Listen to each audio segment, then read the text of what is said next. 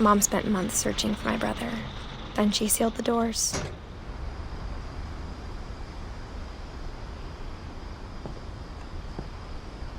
Whatever Milton had found in the house, Mom didn't want it getting out.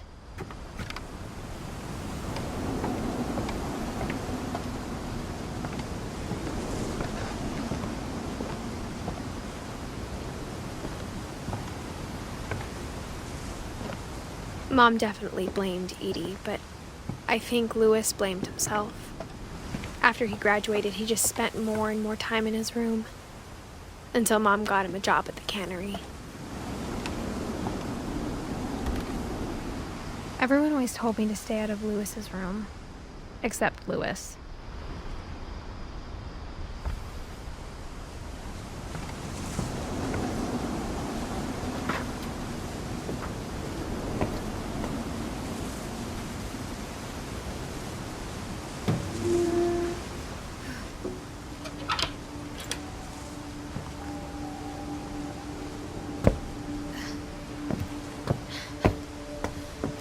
Louis's room smelled very, very familiar.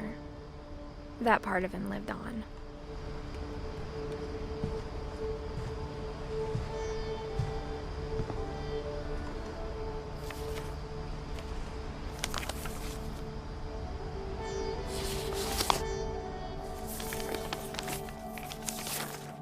Dear Mrs. Finch, as Louis's psychiatrist, I can understand your desire for an explanation. As I see it, the trouble began in January, shortly after we convinced your son to seek treatment for substance abuse. Newly sober, I believe Louis first noticed the monotony of his daily life.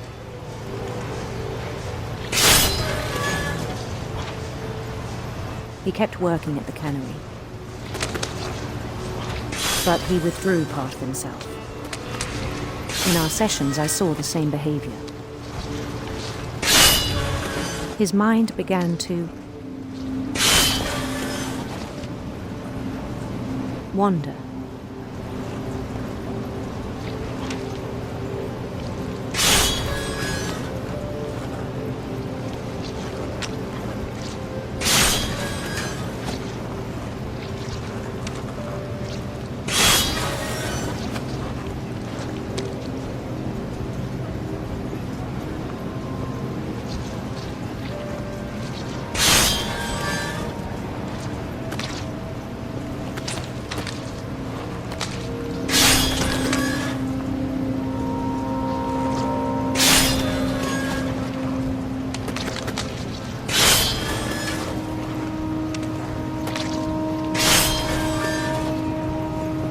I asked him to describe it.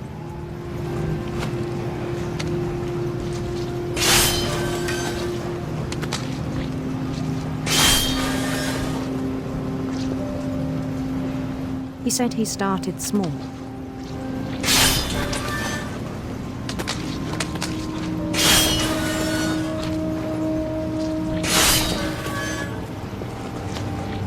Imagining a labyrinth.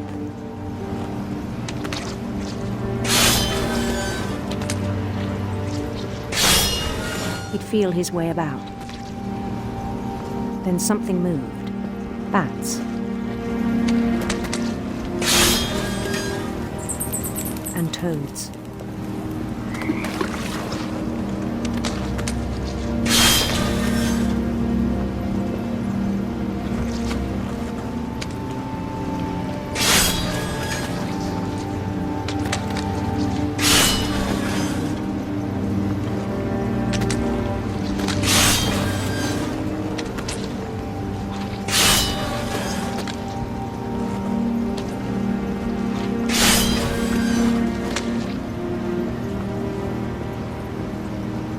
And things that have not names.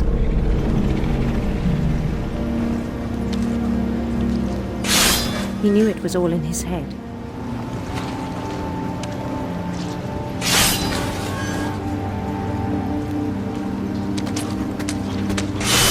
But he took it very seriously.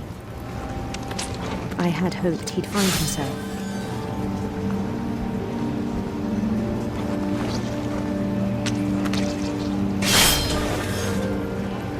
But he found something more.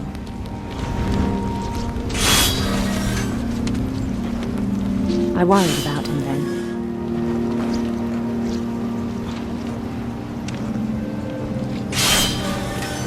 Daydreaming at the cannery, I spoke with his boss. But he said Lewis had become a model employee. Methodical, tireless, focused.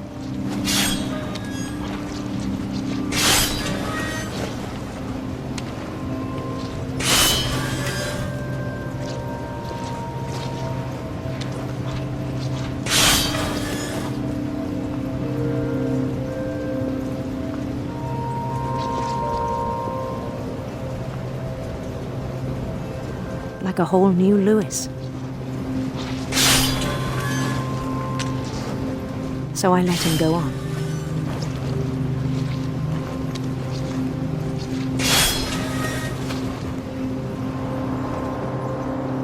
I even encouraged him. It seemed very promising at first. He told me he'd made a new friend.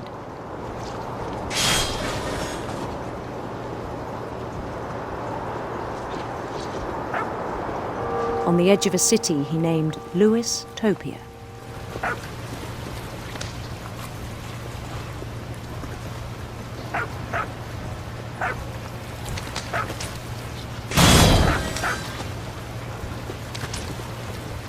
He built the city up slowly, brick by brick.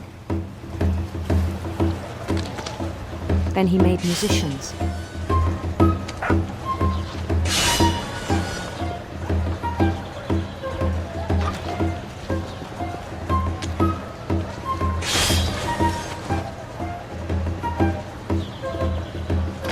And songs for them to play.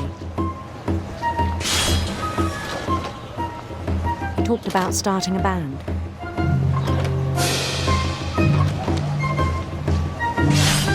And he was always humming something. Every day his imagination grew stronger.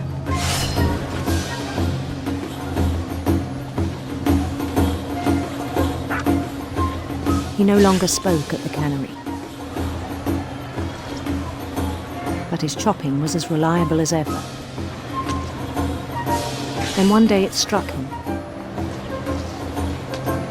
that all the cheering crowds, even the stones under his feet, were all in his imagination. So he could do whatever he wished.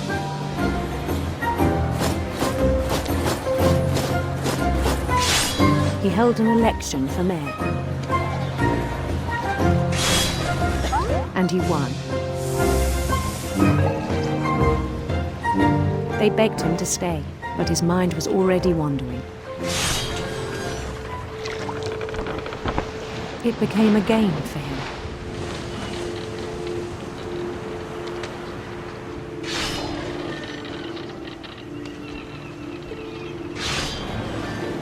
He'd conquer a city, then immediately push on. New Louisville.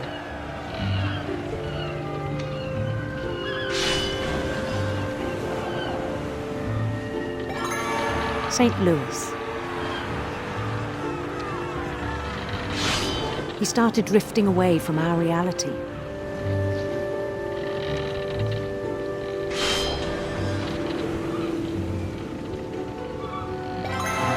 Minneapolis, until one day he forgot to go home from the cannery.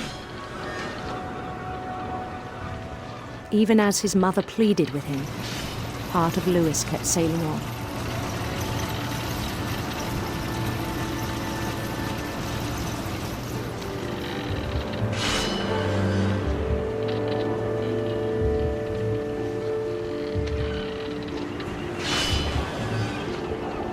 In Lewisburg, he heard rumors of a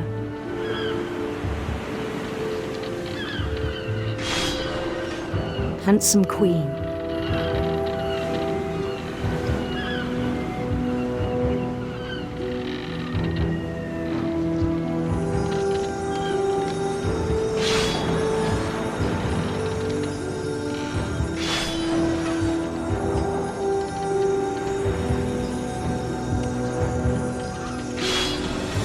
Queen was on her own quest for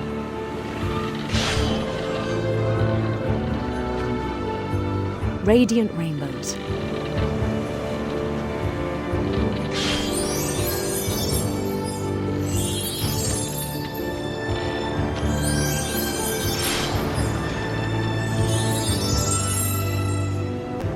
He followed the sound of her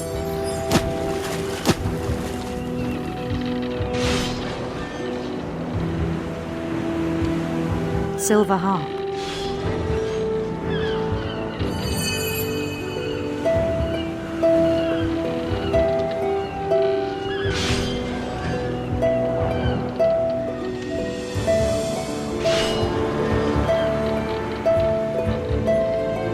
His chase led him to a golden palace east of the sun and west of the moon. Even then, his logic remained sound. He knew the world was all in his imagination.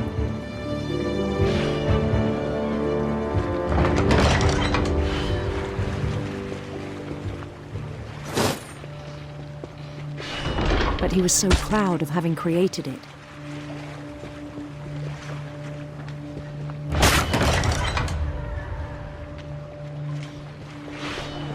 In his own eyes, he'd become something greater than a king.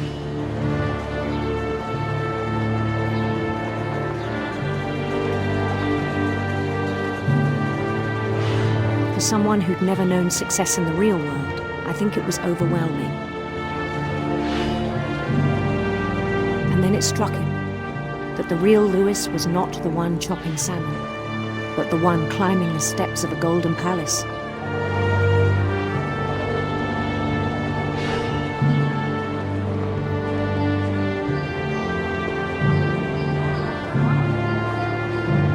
My imagination is as real as my body, he told me. It was hard to argue with him.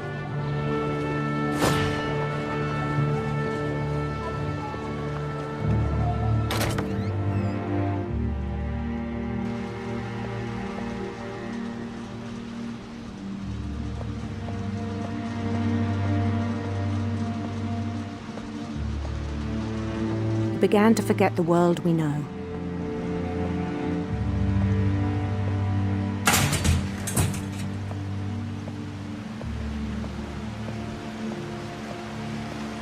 I think it pained him to remember Lewis, the cannery worker.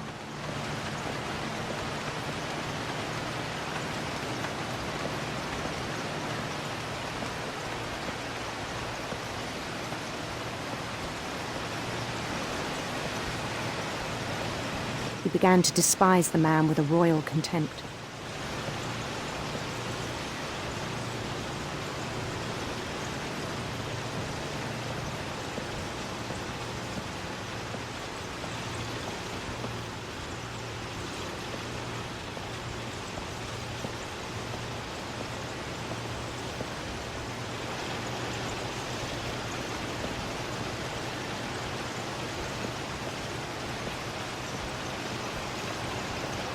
I still thought I could save him.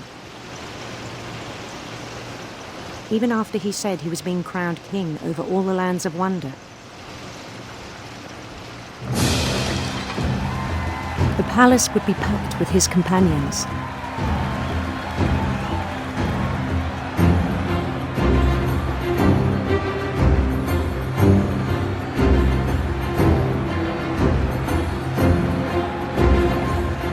Including the wise Calico who'd insisted on inviting him.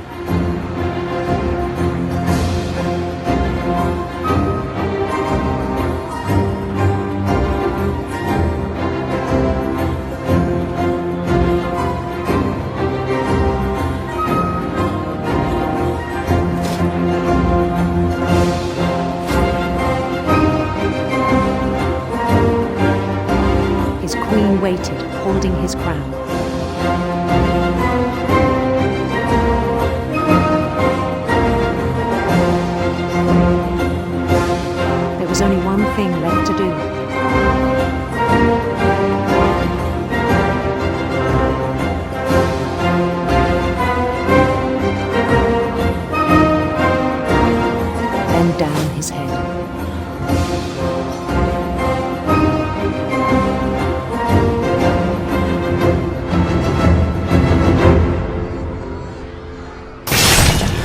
rest I think you know. Mrs. Finch, your son was a kind man who will be missed by all of us who knew him.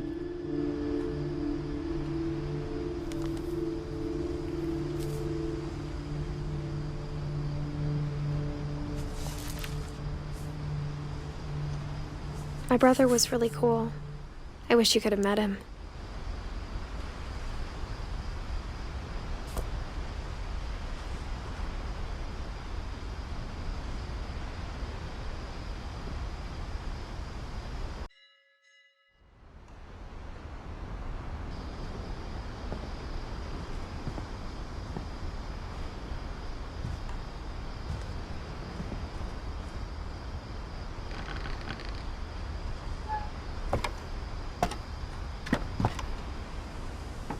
On the way back from Lewis's funeral, my mom told me to start packing. She waited until the day before we left to tell Edie.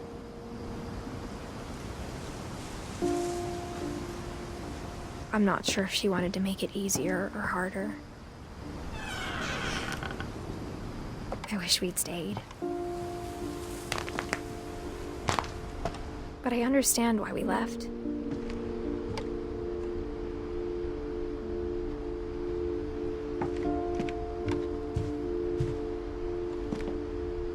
My mom ended up leaving everything behind. What happened that night had been coming for a long time. Maybe it should have come sooner.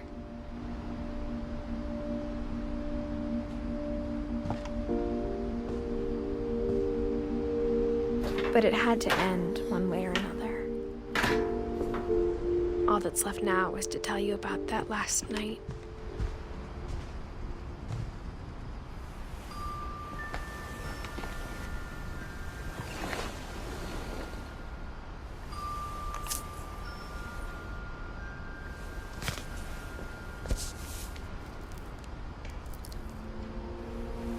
That whole last day, Edie just watched us pack and didn't say a word.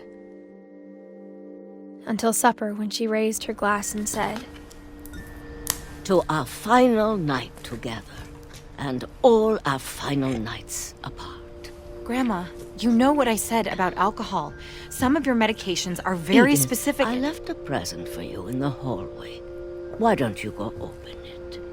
The grown-ups have to argue now. I'm sorry, you're right. We're all leaving tomorrow. Let's just enjoy our last... I'm not leaving.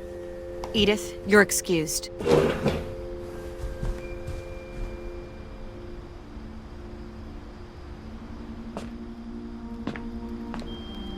the power had been shut off that morning, but Edie always had plenty of candles.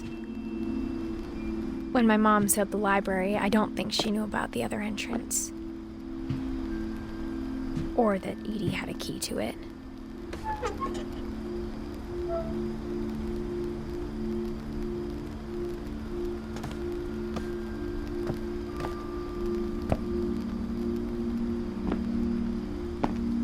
That thing you're afraid of isn't going to end when you leave the house.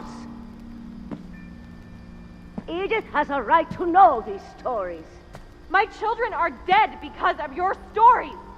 I think it's best if Edith and I leave tonight. We'll have the nursing home send a van for you in the morning, okay?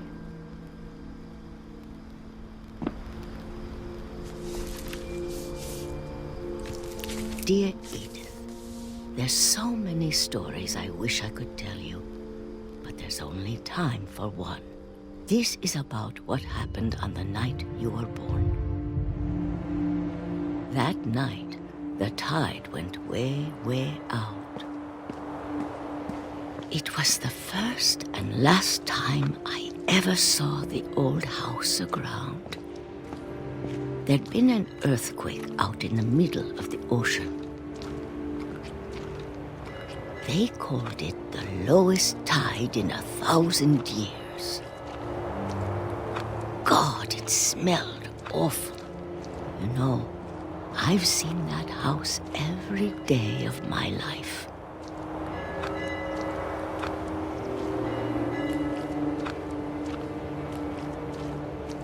But I never thought I'd go back to it. When the fog rolled in, I lost my way.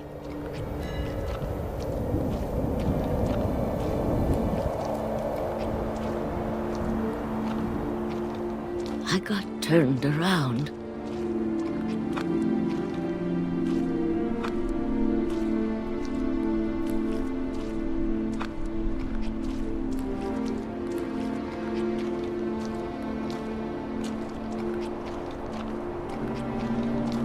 I started seeing things.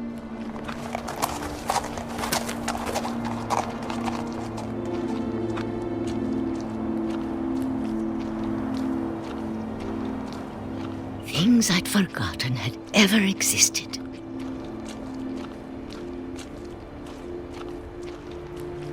But when I saw them, they felt like old friends.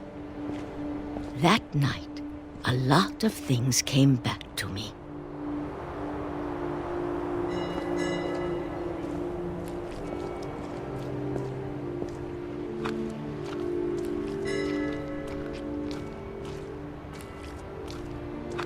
Or maybe I came back to them.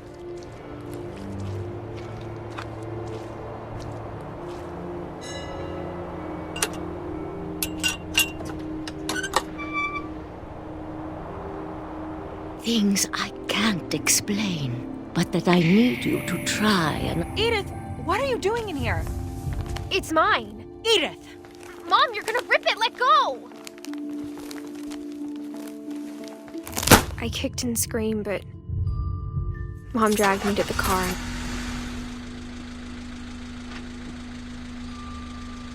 I never saw Great-Grandma Edie again. The next morning, the van came to pick her up, but she was already gone. After that, we moved around a lot.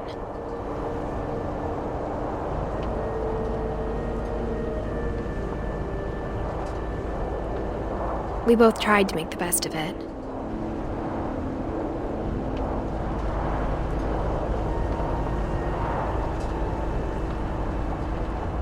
A few years went by.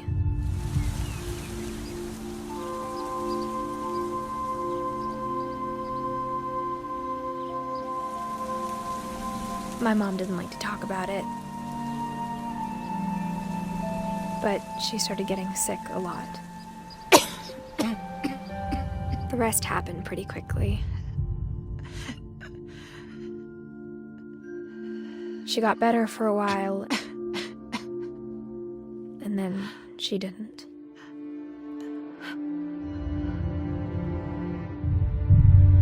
And then I was alone. The last Finch left alive.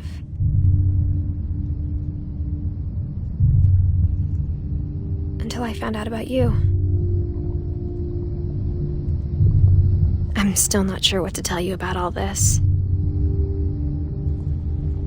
If we lived forever, maybe we'd have time to understand things. But as it is, I think the best we can do is try to open our eyes. And appreciate how strange and brief all of this is. This journal was supposed to be for you. But now I hope you'll never see it. I just want to meet you and tell you all these stories myself. But I guess if you're reading this now, things didn't work out that way.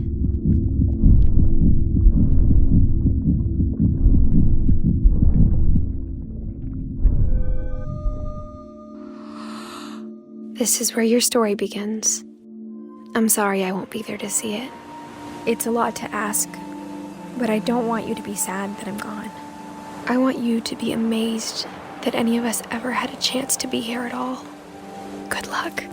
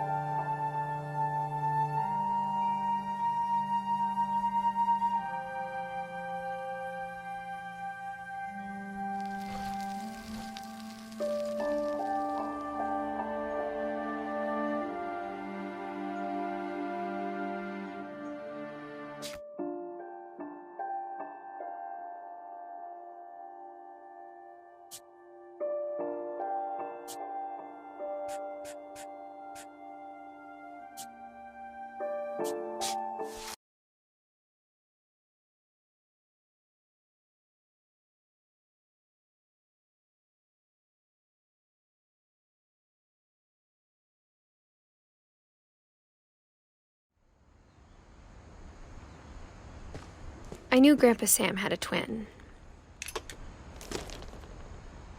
and that he never talked about him. I guess my grandpa didn't like history any more than my mom did.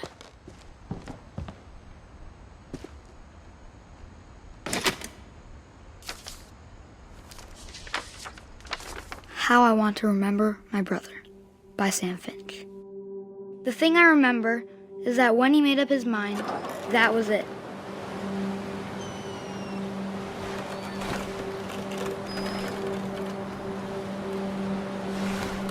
My brother said he'd die before he ate another mushroom, and he did.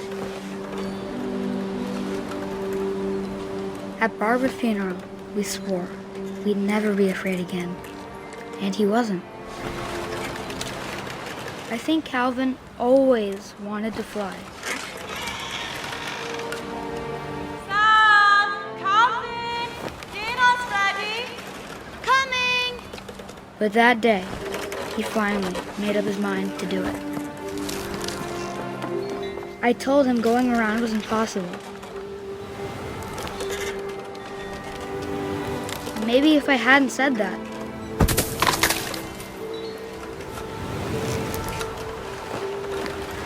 Calvin! I'm not gonna tell you again! maybe if the wind hadn't picked up, then maybe he'd still be here. But I doubt it. I think he'd already made up his mind. That's what I want to remember about my brother.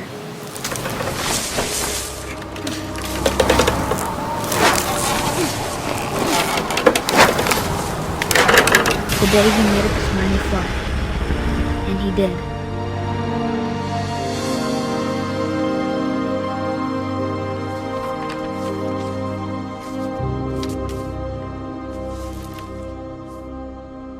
Calvin's story felt strangely familiar. When I was younger, I remember trying to do the exact same thing.